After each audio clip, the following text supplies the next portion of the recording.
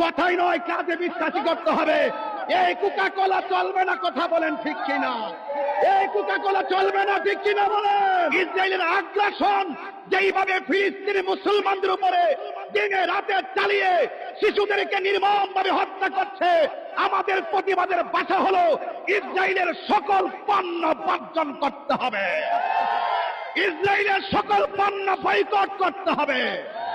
তবে আমি আপনাদেরকে সতর্ক করছি, আমাদের সুলতানপুর চৌমুহনীতে অনেক দোকান আছে, আপনারা বিক্ষোভ আর প্রতিবাদের নামে কোন দোকান ভাঙচুর করবেন না, কোন ধরনের দোকান থেকে লুটপাট করে কোনো কিছু চুরি করে নিবেন না।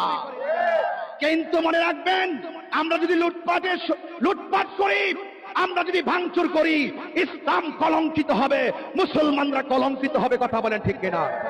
আমি ইন্টারিম গভর্নমেন্টকে পরিষ্কার ভাষায় বলতে চাই, অনতি বিলম্বে প্রত্যেকটা দোকানদারদেরকে নোটিশ করা হোক, ভোক্তা অধিদপ্তরের মাধ্যমে জানিয়ে দেওয়া হোক যে এতদিনের ভিতরে যত ইসরায়েলের পণ্য আছে সব তাদেরকে রিটার্ন ফেরত দিয়ে দিতে হবে। কথা বলেন ঠিক কিনা?